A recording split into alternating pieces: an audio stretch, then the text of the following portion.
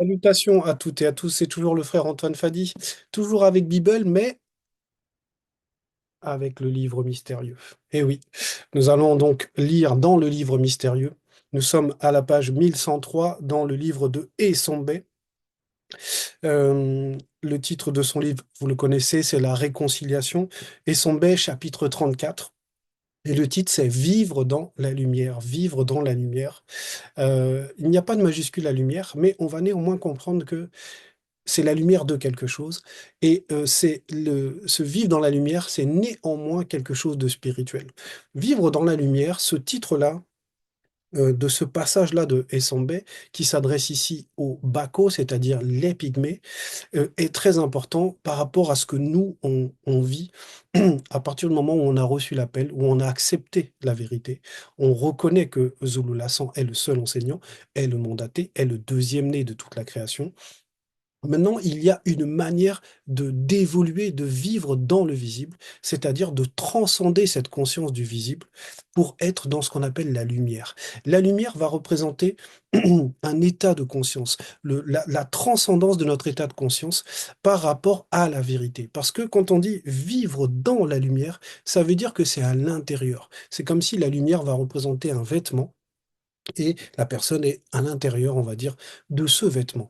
Vivre dans la lumière, ça va représenter aussi euh, une conscience de propreté par rapport à nos trois êtres. Parce que le contraire, on va dire, de la lumière par rapport à cette exhortation va représenter l'obscurité. Et l'obscurité va représenter les choses honteuses, les choses qu'on cache, les choses qui ne sont pas bonnes, qui représentent le fait d'enfreindre la loi, de pécher. Et donc, vivre dans la lumière, c'est sortir en fait de l'obscurité, c'est-à-dire sortir de cet état de condamnation, de mort spirituelle, cet état de péché. Et la lumière va représenter le fait que ça soit transparent, qu'on soit complètement lisible, qu'on n'ait rien à cacher en fait. Donc, c'est un état de conscience, vivre dans la lumière. Et cet état de conscience se pratique dans le visible, c'est-à-dire dans notre marche de tous les jours. Dans le premier verset, donc Essombe qui s'adresse aux Bako, c'est-à-dire aux Pygmées, dit ceci: que votre façon de vivre soit inspirée par l'amour, virgule, et on va rentrer dans la virgule. Et oui, ça c'est là, on va dire, c'est le fondement même de cette vie de lumière, parce qu'il dit que votre façon de vivre, et oui, comme je le disais, euh, c'est notre marche de tous les jours, c'est ça, vivre dans la lumière. Et nous sommes dans l'époque de la lumière. Oui, nous sommes dans l'époque des révélations, nous sommes dans l'époque de l'éclairage. C'est pour ça que le livre mystérieux même sort. C'est pour nous donner accès à toutes ces mystères cachés, à toutes ces vérités interdites. Parce que nous sommes dans l'époque de l'éclairage. Et maintenant, dans cette époque de l'éclairage, nous devons avoir un comportement lié à cet éclairage. Donc, le pilier même, vi- euh, comme il le dit là, c'est, en fait, c'est dans l'amour. Dans la lumière, d'abord, c'est dans l'amour. L'amour de la vérité, c'est-à-dire le respect des lois, puisque aimer, le verbe, c'est garder les commandements, et c'est dans l'amour aussi des frères et des sœurs. Et, et il va donner un exemple, parce qu'il dit après la virgule, à l'exemple de Joe Kisabe qui nous a aimés. Et à cause de cela, virgule, les blancs et les sans-mêlés, entre parenthèses métis, l'ont mis à mort sur un poteau à l'âge de 50 ans. Point. Donc ici, Essombe déjà va démolir tout ce que les scribes, les biblistes ont pu inventer ou ont pu essayer de donner comme vérité sur la date ou l'âge de la mort du véritable Christ. Parce que eux s'appuient sur, on va dire, leur Bible falsifiée. Ils n'ont pas cette connaissance que nous avons, que Zulu Lassan nous a révélé et qui est révélé ici encore par Essombe, c'est-à-dire que Kudumane Moula, le véritable Christ, est mort à l'âge de 50 ans. Donc, il a fait un ministère, on va dire, de plus de 30 ans, plus de 20 ans, puisque on sait que, on va dire officiellement, pas officieusement, mais officiellement, devant tout le monde, le ministère a commencé à l'âge de 30 ans. Et ce n'est pas comme dans les bulles falsifiées où ils vont compter à peu près 33 et puis ils vont dire qu'en gros il est mort à l'âge de 33 ans, et ce qui est complètement faux puisqu'on le sait là. Et le 50, parce qu'il y a une petite annotation, 2 Rois 3, 12, et c'est l'histoire de Bai en fait, qu'ils ont appelé Élie. Élie aussi a quitté le visible à l'âge de 50 ans parce que le 50 va représenter la fin, en fait, 50 ans va représenter l'âge de fin d'un ministère, en fait. Donc, c'est logique. Et c'est logique parce que le temps que Koudoumane a passé avec les apôtres, avec tout ce qu'il a vécu, avec le temps qu'ils ont eu besoin d'une initiation, ça a bien duré au moins 20 ans. Donc, il donne ces révélations, mais ce qui est important de comprendre, c'est cet amour qui a conduit à ce que Koudoumane accepte sa rupture avec le visible par amour pour les apôtres, parce qu'il le savait déjà. Il savait que si on ne n'attentait pas à sa vie, si les Blancs et les Sans-Mêlés, les Métis n'attentaient pas à sa vie, ils allaient s'en prendre à, à ses apôtres. On va le vérifier. On va, page 1032, c'est dans Koudoumane 57-23. Koudoumane 57-23.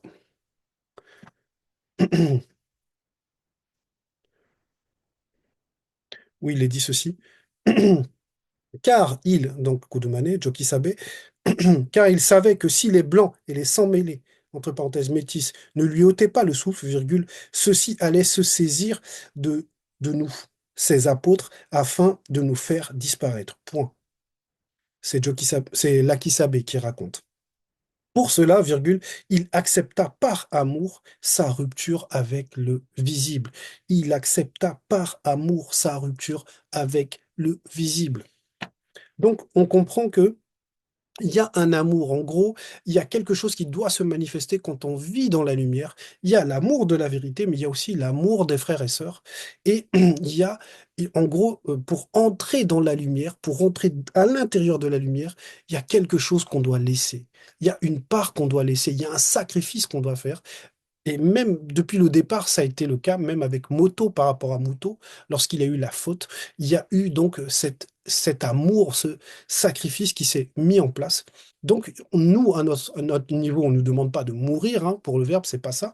Mais il y a une part à laisser, c'est cette part d'obscurité, c'est cette part qui est alimentée par la semence du monde occulte, cette part de désobéissance, ça, on doit la sacrifier, ça, on doit le laisser. C'est ça, entrer dans la lumière, parce que dans la lumière, tout se voit en fait. Il n'y a rien qui est caché, quoique il n'y a rien qui est caché pour le Verbe. Tout, même ce que les gens font dans l'ombre, dans l'obscurité, mais nous, on doit marcher, donc on va dire dans l'obscurité, c'est-à-dire irrépréhensible, sans reproche, tous les jours, on va dire dans nos consciences, tout le temps.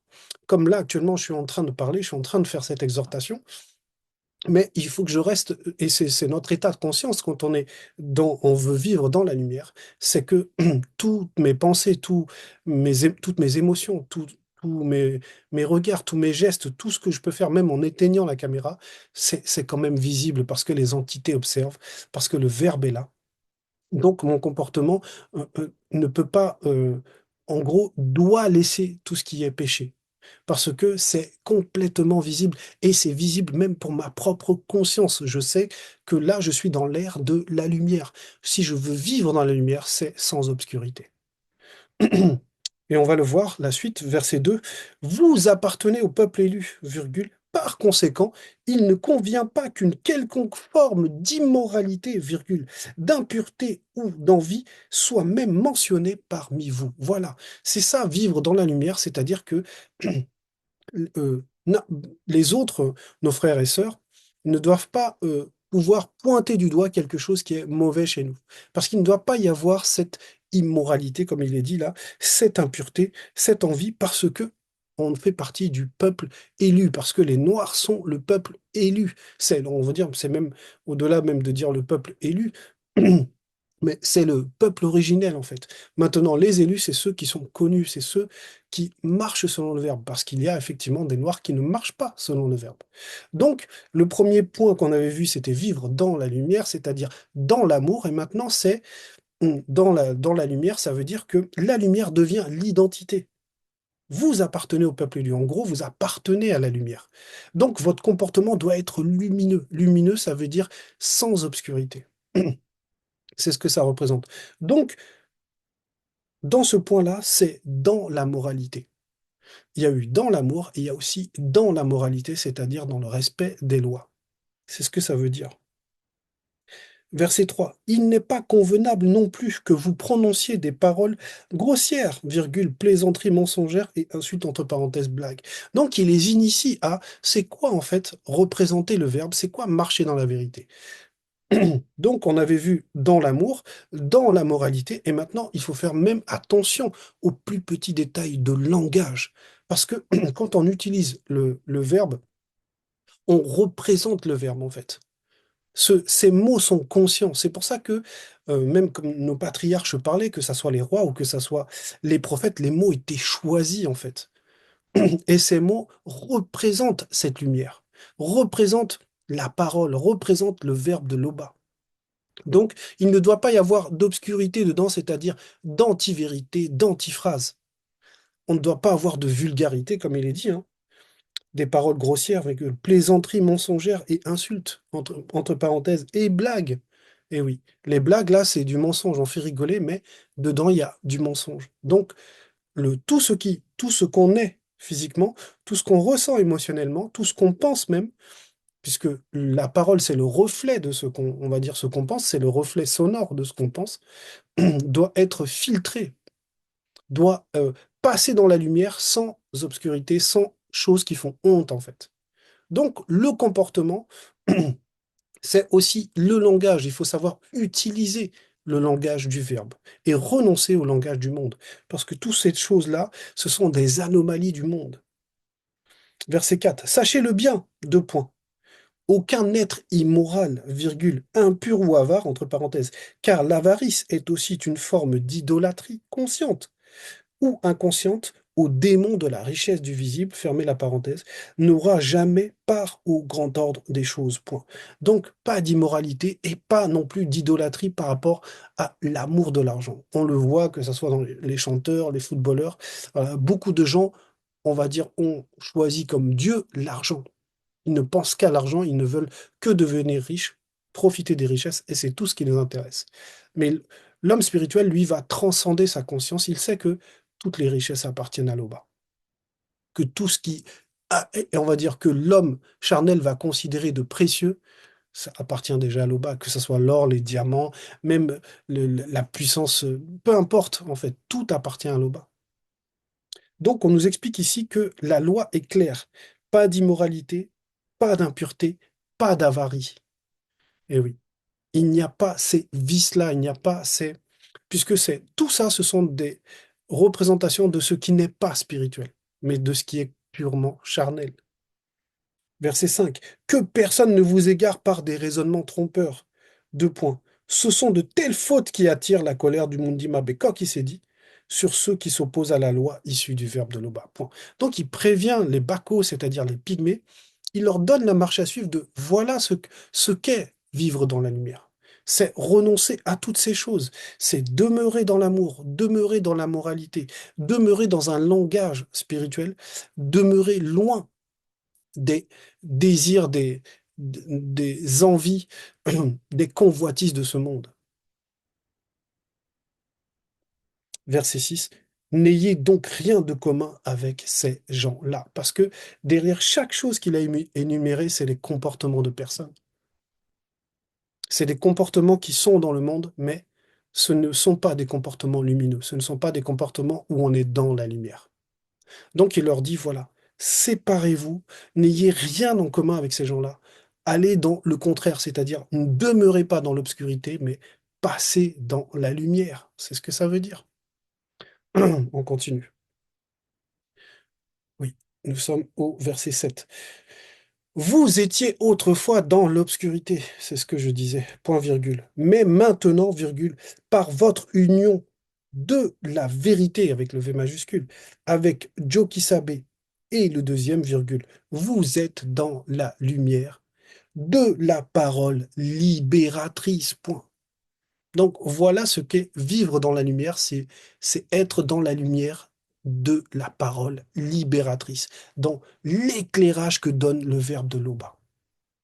Donc il leur dit, voilà, désormais vous avez changé d'identité, vous avez changé de camp, vous ne vous alimentez plus, vous n'alimentez plus par vos œuvres le monde occulte, mais là vous êtes alimenté par la parole libératrice. Vous êtes dans la lumière de la parole libératrice. Point. Et on va prendre cet exemple-là, toujours par rapport à Koudoumane et Essimo. Essimo qui symbolise le triomphe, la victoire, celui qu'ils ont appelé donc Nicodème. On va aller dans Koudoumane 25, 25, 3 d'abord, et ensuite le verset 22. Et c'est page 966 et 968 dans donc, le livre mystérieux. Voilà. Où il est dit, donc, Jokisabe et Simo, Nicodème. Dans le verset 3, on va lire le deuxième paragraphe du verset 3 où il est dit ceci. Car personne ne peut faire ces miracles et avoir cette connaissance avec le C majuscule, mystérieuse que tu as, virgule, si le verbe de Loba n'est pas avec lui, virgule. C'est pourquoi je veux disparaître du sein des ténèbres, entre parenthèses, mensonges et mort spirituelle, afin de naître dans la lumière, entre parenthèses, vérité et vie éternelle. Voilà, donc là, c'est l'exemple de donc Essimo qui vient voir donc par le deuxième chemin, il vient voir Koudoumane et il lui dit voilà, il lui dit ces phrases-là, car personne ne peut faire ces miracles et avoir cette connaissance mystérieuse que tu as, virgule, si le verbe de Noba n'est pas avec lui, virgule, c'est pourquoi je veux disparaître du sein des ténèbres, entre parenthèses, mensonges et mort spirituelle, afin de naître dans la lumière, avec le L majuscule cette fois, entre parenthèses, vérité et vie éternelle. Et voilà ce que Jokisabe lui répond à la fin de leur entrevue. Dans le verset 22, page 968, toujours dans Kunumane 25. Et Simo, je te le dis, je avec le J majuscule, je te le dis ce soir, virgule, cesse de vivre à l'instant dans les ténèbres, virgule, et prends vie dans la lumière avec le L majuscule. Donc, on retourne donc page 1103, dans, et son B 34, dans ce verset 7, où il leur dit que à ces pygmées, donc que avant ils étaient dans l'obscurité, en gros ils appartenaient à l'obscurité, maintenant ils sont passés du côté de la lumière en fait. Et cette lumière, c'est la lumière qui est, on va dire que donne la parole libératrice. Verset 8, par conséquent, conduisez-vous comme des êtres qui dépendent de la lumière, virgule, car la lumière produit toutes sortes de bonté, virgule, de droiture et de vérité. Point. Donc, en gros, la lumière ici va représenter une semence et elle produit des fruits. Et ces fruits sont des fruits bons, des fruits de droiture et des fruits de vérité. Voilà pourquoi il n'y a pas de juste milieu en fait. Quand on sort des ténèbres, c'est pour la lumière. Voilà. Si on n'est pas dans la lumière, c'est qu'on est dans les ténèbres. Voilà.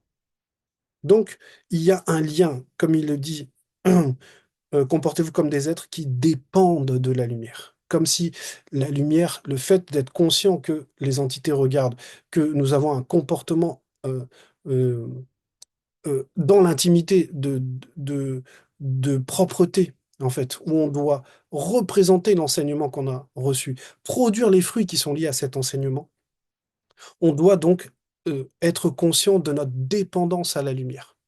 C'est-à-dire qu'on veut que cette lumière nous éclaire, que ça soit elle qui nous guide, en fait, qui nous fasse vivre. C'est donc une manière de considérer ou de revoir notre considération du verbe, en fait. Verset 9. Efforcez-vous de discerner ce qui plaît au verbe de l'Oba. Et oui. Donc, il faut qu'on se, euh, il faut qu'on se pose les bonnes questions par rapport à qu'est-ce qui plaît au verbe. En fait, c'est notre considération du verbe, il faut la revoir, en fait. C'est ce que ça veut dire. Dépendre de la lumière, donc tout ce qu'on fait est lié à elle. La manière dont on la considère, c'est ce verset 9 là. Efforcez-vous de discerner ce qui plaît au verbe de l'Oba, c'est la manière dont on considère le verbe de l'Oba. Verset 10, n'ayez aucune part aux actions stériles que l'on pratique dans l'obscurité. Point virgule, dénoncez-les plutôt. Donc à un moment, ce qui va se passer, c'est qu'on va donc dénoncer le mensonge, dénoncer la pornographie, dénoncer la masturbation. En gros, tout ce qui est contre la loi sera donc pointé du doigt, parce que c'est ce qui est pointé du doigt, c'est ce qui est contre la loi. La loi est ce qui est bon. Tout ce qui n'est pas la loi n'est pas bon, en fait. sauf, on va dire, la grâce. Verset 11. On a, on a honte même de parler de ce que certains font en cachette, point. Et oui, qu'est-ce que ça veut dire? On a honte même de parler, c'est-à-dire que ce que certains font en cachette, en fait, c'est un comportement honteux. C'est un comportement qui n'honore pas le Verbe, qui montre que la personne déshonore la lumière qu'elle reçoit, c'est-à-dire l'éclairage que le Verbe donne. Donc, quand on dit on a honte même de parler, ça veut dire que ça nous touche à un point, c'est tellement sale en fait que même en parler, là, on sent que c'est pas bon en fait. C'est pas beau, c'est pas honorable. C'est ce que ça veut dire. Verset 12. Or, tout ce qui est voilé est mis en pleine lumière. Et oui, ça veut dire que de toute façon, peu importe les actes que les gens font, tout sera sous l'éclairage à un moment.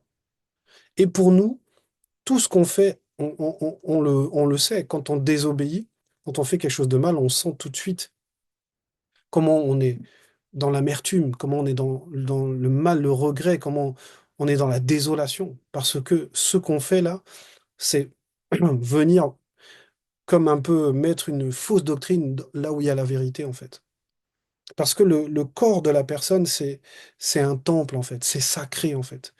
Donc, là où habite le mundi, ça doit être propre, en fait. Donc, on doit faire très attention à ne pas venir souiller, volontairement à ne pas venir souiller ce qui est propre.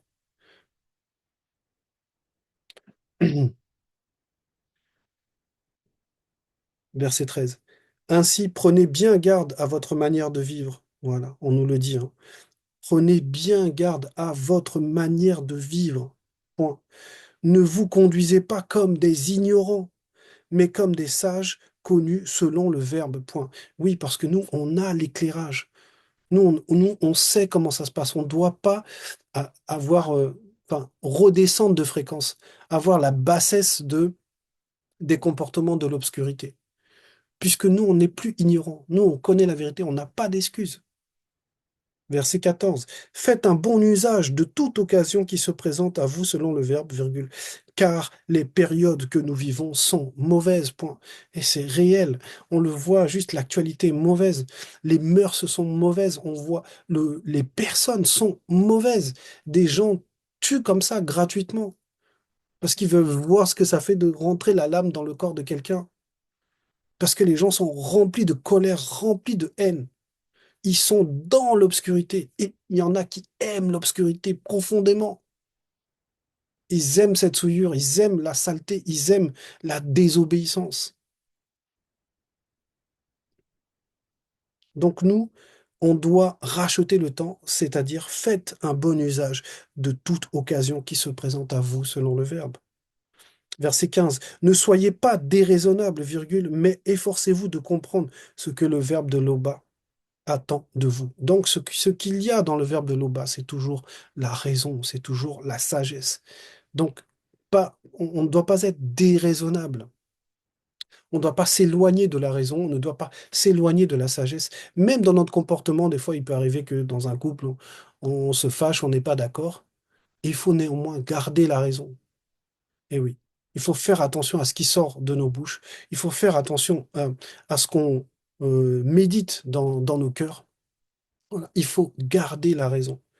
Donc, toujours demeurer sous l'éclairage, toujours penser que tout ce qu'on fait, tout ce qu'on, voilà, on va dire, ce qu'on est là n'est pas, c'est pas, quand j'éteins la caméra, c'est pas je me retrouve tout seul, en fait. C'est plus comme ça. Nous sommes conscients que le spirituel est là. Verset 16. Ne vous enivrez pas. Deux points. L'abus de vin ne peut que vous mener au désordre, point virgule, car vous allez être rempli du mundi musangi. Point. Et c'est logique. Donc, l'exemple qui est donné là, c'est celui de l'alcool. Voilà. On ne s'enivre pas, c'est-à-dire on ne laisse pas une substance, un produit, peu importe, prendre le dessus sur nos consciences. Parce que c'est ce que, on va dire, l'alcool ou la drogue ont la capacité à faire. Ils prennent le dessus sur la conscience du corps. Donc, on nous dit de ne pas nous enivrer. Ça veut dire qu'on peut boire du vin, mais pas jusqu'à l'enivrement, pas jusqu'à être ivre, c'est-à-dire perdre cette raison dont on nous dit on nous a expliqué tout à l'heure, juste avant le verset 15, ne soyez donc pas déraisonnables. Verset 17. Encouragez-vous les uns les autres par des psaumes, virgule, des hymnes et de saints cantiques inspirés par le Mundi. Point virgule. Et oui, c'est ce qu'on a reçu énormément en Tanzanie. On a eu une bonne leçon d'humilité et de l'importance de faire participer la conscience du corps dans les moments d'idolâtrie. Pardon, d'adoration, pas d'idolâtrie, mais d'adoration. Dans les moments d'adoration, comme dans le chant ou même dans la prière, que le corps participe, qu'il ait sa place dans la danse, qu'il ait sa place pour pouvoir louer aussi l'Oba. Ça, c'est très important. Encouragez-vous les uns les autres par des psaumes, virgule, des hymnes et de saints cantiques inspirés par le Mundi. Point virgule, chantez des cantiques et des psaumes pour louer l'Oba de tout votre cœur, entre parenthèses, conscience du cœur. Eh oui, parce qu'il faut que chaque être vive dans la lumière. Il faut qu'il ait cette relation avec la lumière. Il faut qu'il sente qu'il participe à la glorification de l'Oba par son verbe. Verset 18, remerciez l'Oba en tout temps et pour tout, selon le Verbe. Point. Et oui, on en revient toujours au Créateur véritable, on en revient toujours au Créateur unique. Ça doit être ça qui doit nous animer profondément. C'est notre relation avec l'Oba. Voilà, c'était le message. L'Oba est toujours glorifié.